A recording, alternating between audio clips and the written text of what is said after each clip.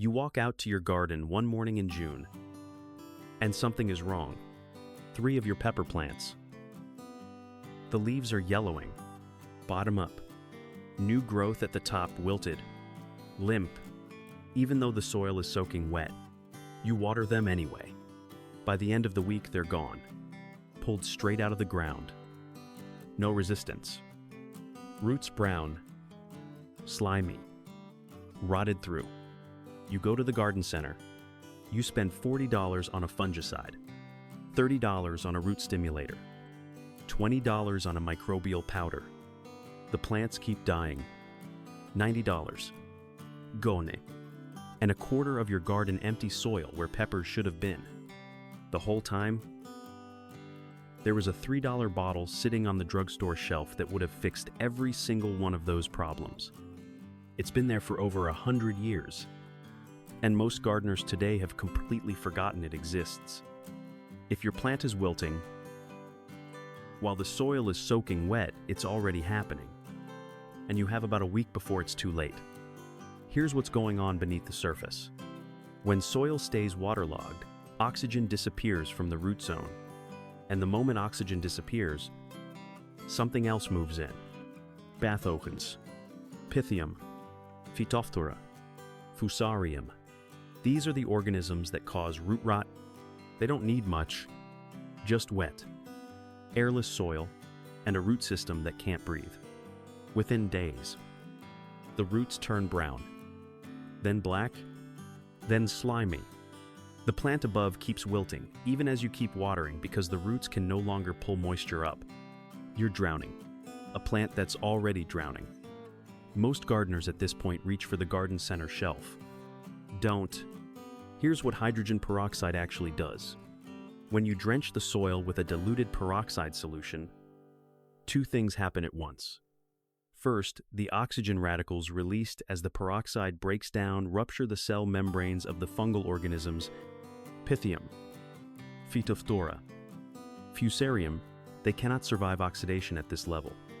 The pathogen load in the root zone drops fast. Second, the breakdown releases supplemental oxygen directly into the soil. The surviving healthy roots, the ones that haven't rotted yet, finally get air. They stabilize. They stop declining. And given time and the right conditions, they start to recover. Real research from Alliance Chemical and multiple horticultural sources confirms this mechanism. This is not folklore. This is documented chemistry.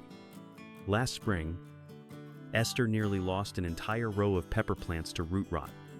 The soil in that section drained slowly after heavy rain. She caught it early, just barely. The lower leaves had started to yellow. She knelt down, pressed the soil. Soaking wet, she knew. She lifted 3 of the worst plants gently from the ground, trimmed away the black, slimy roots with clean scissors. Mix the drench 1 tablespoon of 3% hydrogen peroxide to 1 cup of water. Poured it slowly around the base of each plant. Let it drain completely through. 4 days later, she treated them again. 10 days after that, she checked the roots. White, new, growing. Those 3 plants finished the season and produced all the way through October. Here is the method. Exactly. For mild root rot, mix 1 tablespoon of 3% hydrogen peroxide per 1 cup of water. Drench the soil around the base of the plant. Let it drain through completely. Repeat every 3 to 4 days for 2 to 3 weeks.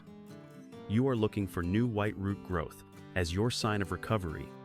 For severe root rot, drench once with undiluted 3% peroxide around the base.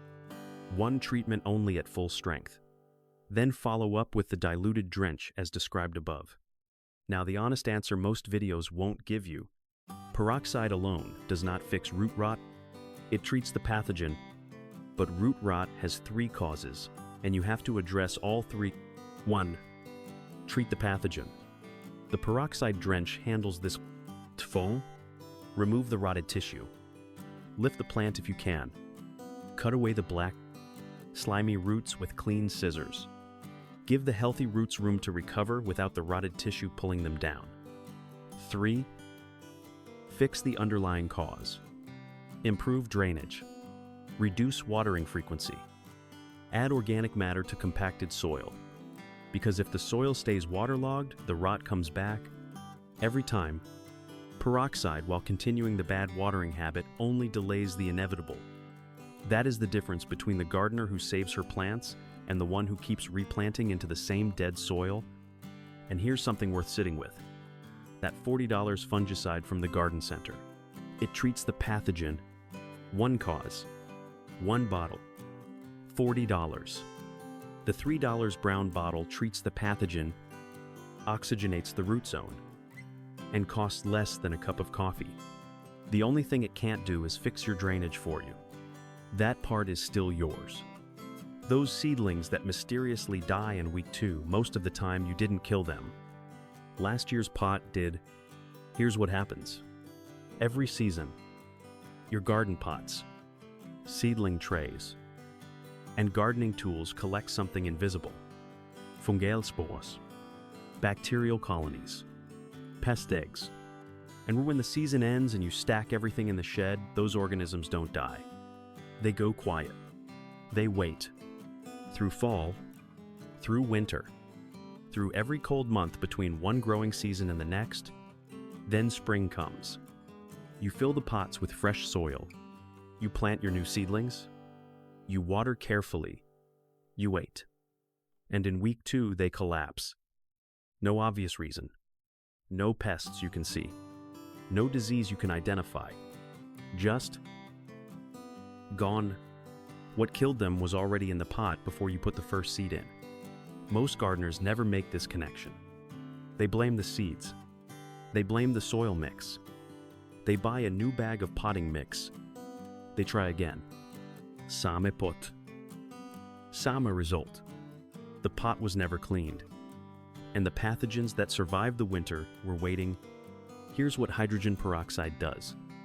3% hydrogen peroxide kills surface-level fungi, bacteria, and most pest eggs through oxidative action, the same mechanism that handles wound bacteria and household mold.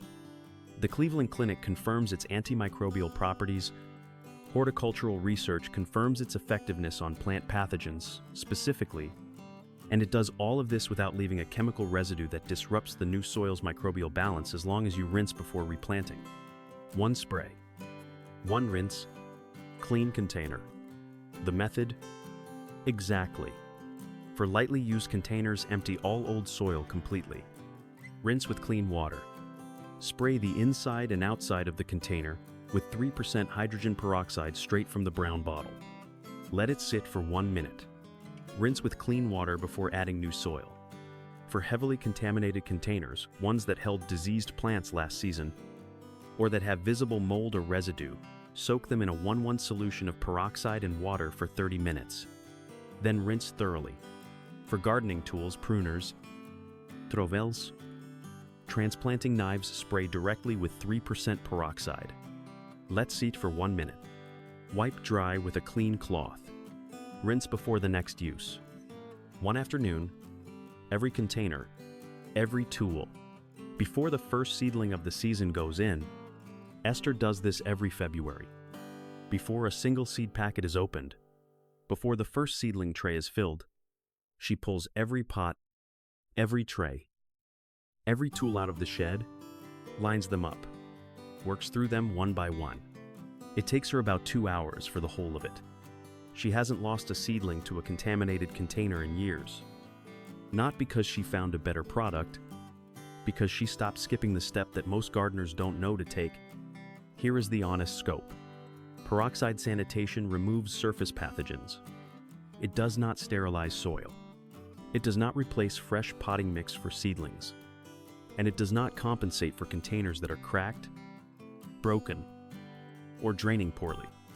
Clean container, fresh soil, good drainage. All three together, your seedlings start in a home that won't kill them before they have a chance. And one more thing worth knowing. The Garden Center sells specialty container sanitizers, $12 to $20 per bottle, labeled specifically for garden use, marketed specifically for this problem. The active ingredient in most of them, hydrogen peroxide, Same chemistry. Different label. 10 times the price. The brown bottle was always the answer. It just wasn't packaged to look like one. Last spring, Esther opened a 3-year-old packet of bean seeds. Most gardeners would have thrown them away. She soaked them overnight in a mason jar on the kitchen counter.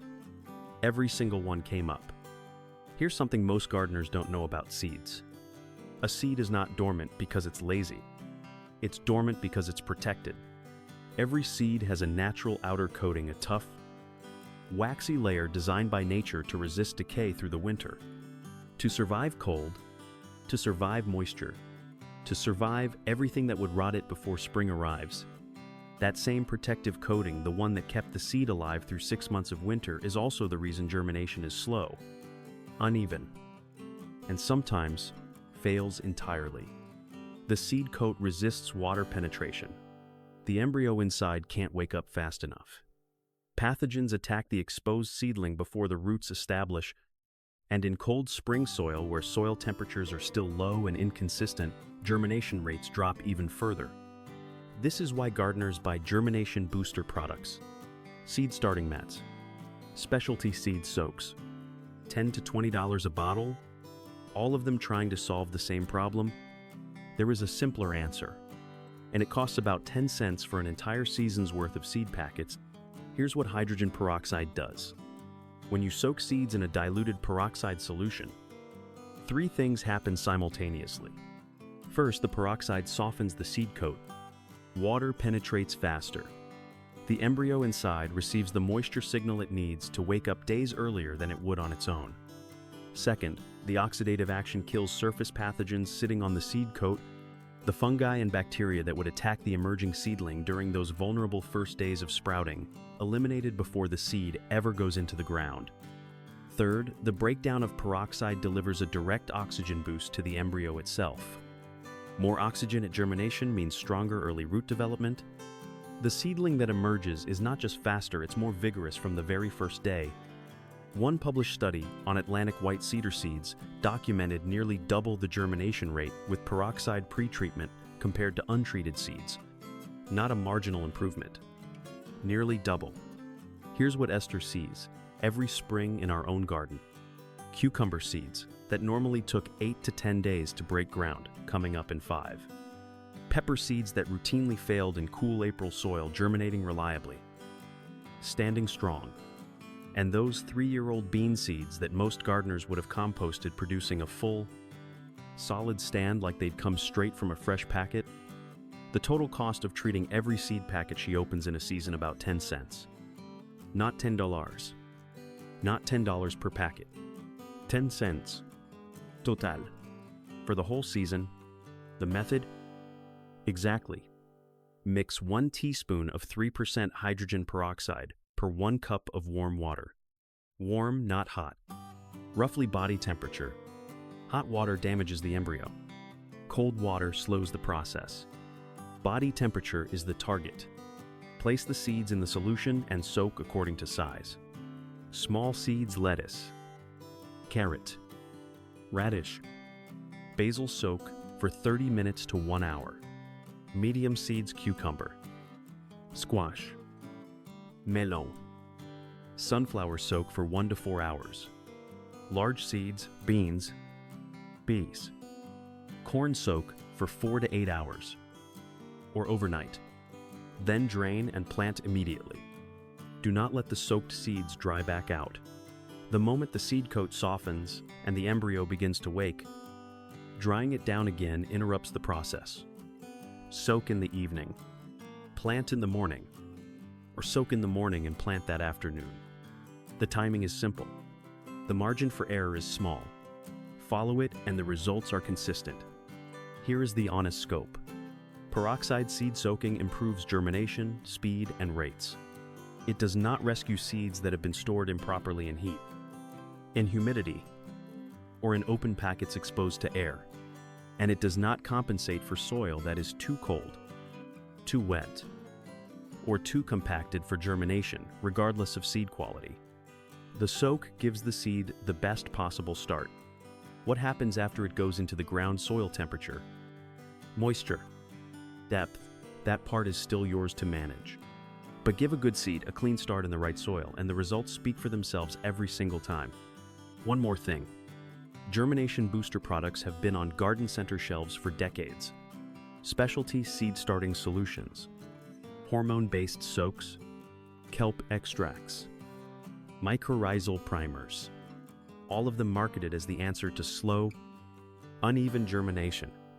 Most of them work to some degree. None of them work better than a 1 teaspoon per cup peroxide soak that costs 10 cents a season. The garden industry does not make money telling you that, but your grandmother's garden already knew it. It starts small. A faint white dusting on the top of a squash leaf, easy to miss, easy to dismiss. By the following week, it's on 3 more leaves.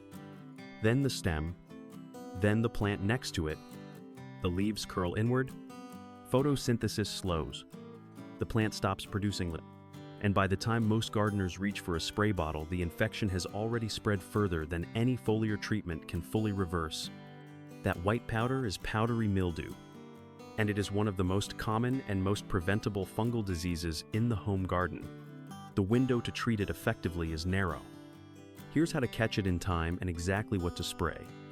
Before the method, the honest scope. Most garden videos on hydrogen peroxide foliar spray oversell what it can do. They present it as a universal pest and disease solution. Spray it on everything. Fix everything. That is not accurate. And following that advice will waste your time and cost you plants you could have saved with the right treatment. So here is the honest answer first. What the foliar spray genuinely treats: powdery mildew, the white dusty coating on squash, cucumber, and melon leaves in humid summer weather. Downy mildew, the softer, grayish fungal growth on lettuce, basil, and grape leaves. Leaf spot, the brown or black fungal spots appearing on tomato, pepper, and bean leaves through the season.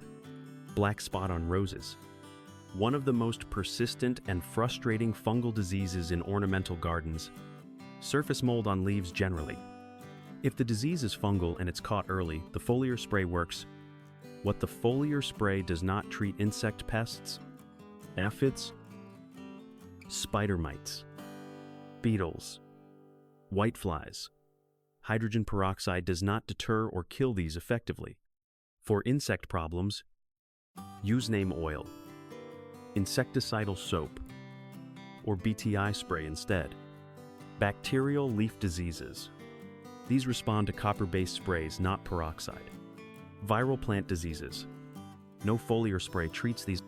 If a plant shows mosaic patterns, distorted growth, or symptoms consistent with a viral infection, remove it. Treating with any spray only delays the inevitable, while the virus spreads to neighboring plants. Knowing the difference saves your season.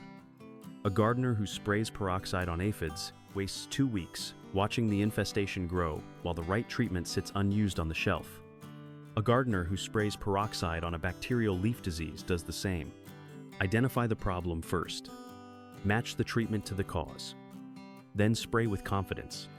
Hydrogen peroxide foliar spray is a fungal disease tool, but it's easy, effective, and inexpensive within its actual scope. Here's what the chemistry does. When the diluted peroxide solution contacts fungal growth on the leaf surface, the same oxidative action that handles root rot pathogens in the soil goes to work above ground. The oxygen radicals rupture the cell membranes of the fungal organisms. The visible white or gray growth begins to die back. Applied consistently every 3 to 5 days, the treatment clears the infection from the leaf surface and slows the spread to neighboring plants. The key word is consistently. One application reduces the visible fungal growth. Consistent applications repeated through the early weeks of infection clear it. Miss a treatment. Let the humidity stay high, and the fungal load rebuilds.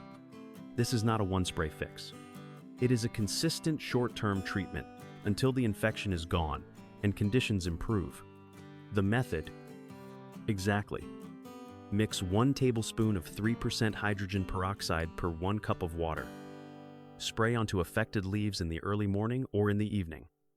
Never in direct hot sun. Midday application on wet leaves in full sun causes leaf burn. The droplets act as magnifying lenses on the leaf surface, and the heat does the damage. Not the peroxide.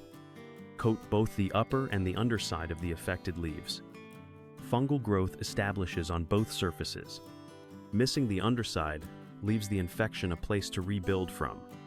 Repeat every 3 to 5 days until the visible fungal growth is gone and new leaves are coming in clean. The single most common mistake and how to avoid it? The foliar spray dilution is 1 tablespoon per cup.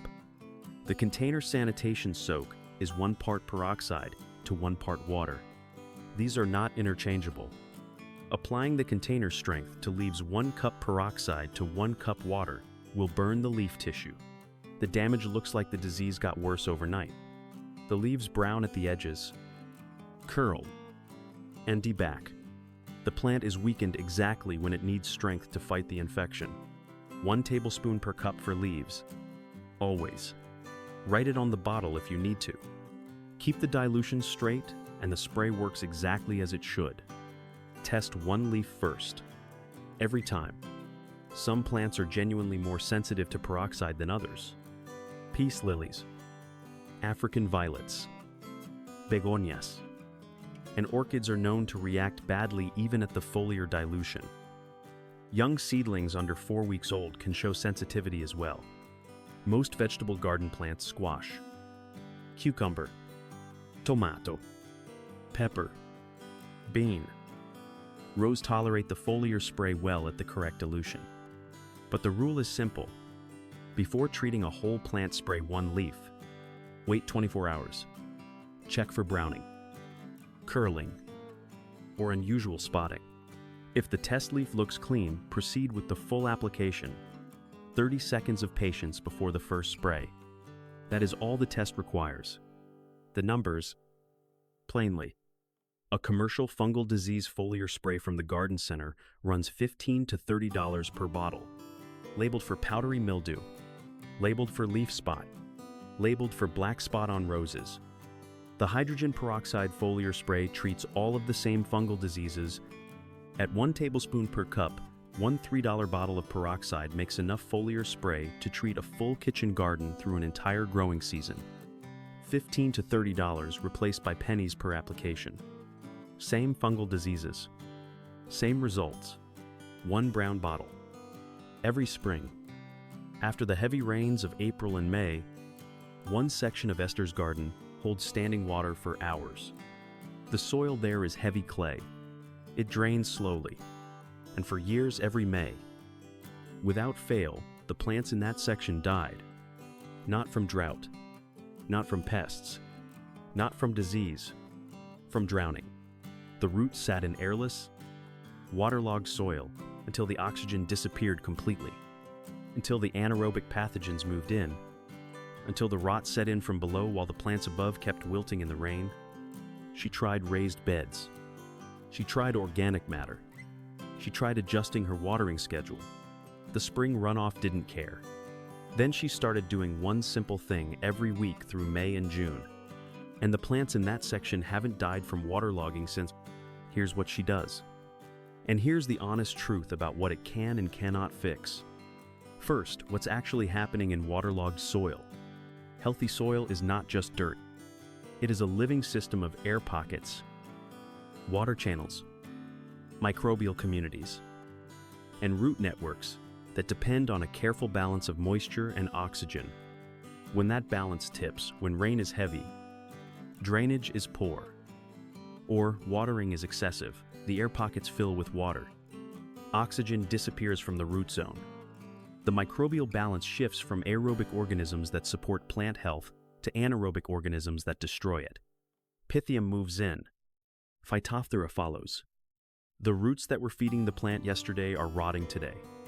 Above the soil, the plant wilts, yellows, stalls. Most gardeners reach for fertilizer at this point. The plant looks weak, it must be hungry. But a plant with rotting roots cannot absorb nutrients regardless of how much fertilizer surrounds them. Feeding a drowning plant does not save it. Oxygen saves it. Here's what hydrogen peroxide does. When you water the affected soil with a diluted peroxide solution, The peroxide breaks down on contact with the soil into two things, water and oxygen. That released oxygen briefly reaches the suffocating root zone.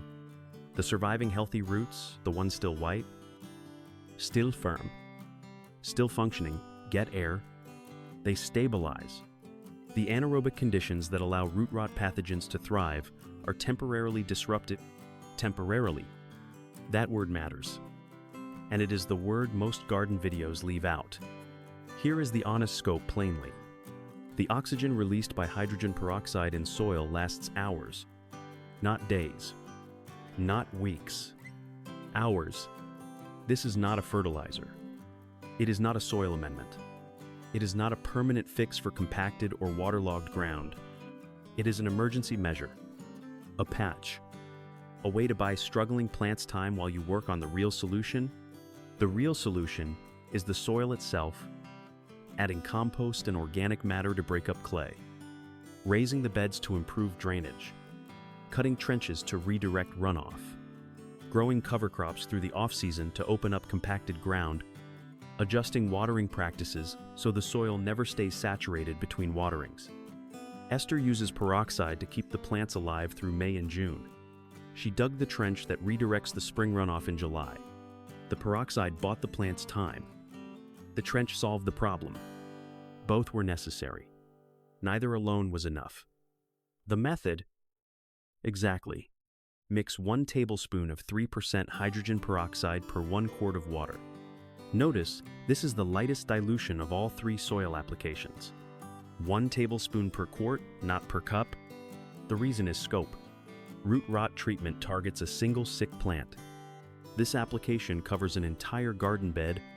A stronger concentration applied broadly risks disrupting the healthy microbial communities in the surrounding soil. The lighter dilution delivers the oxygen benefit without collateral damage to the soil biology you want to protect. Water the entire affected area with this solution, exactly as you would water normally. Let it soak in completely. Do not puddle or flood. Apply once per week during the active growing season for beds that are chronically wet or compacted. During the off-season, fall and winter, set the peroxide aside. Focus instead on adding compost, improving drainage, and building the soil structure that makes spring waterlogging less likely in the first place. Peroxide in dormant soil serves no purpose. The work of the off-season is different. Work entirely. The comparison that makes the cost plain? Specialty soil. Oxygenation amendments from the garden center. The kind sold in bags and bottles labeled for compacted or anaerobic soil run $8 to $20 per application. Some require repeat purchases through the season. The hydrogen peroxide soil drench at 1 tablespoon per quart costs pennies per application. Same oxygen delivery mechanism. Same temporary relief for stressed roots. 1 brown bottle that handles it alongside 4 other garden problems for $3 total. What to watch for as the treatment works.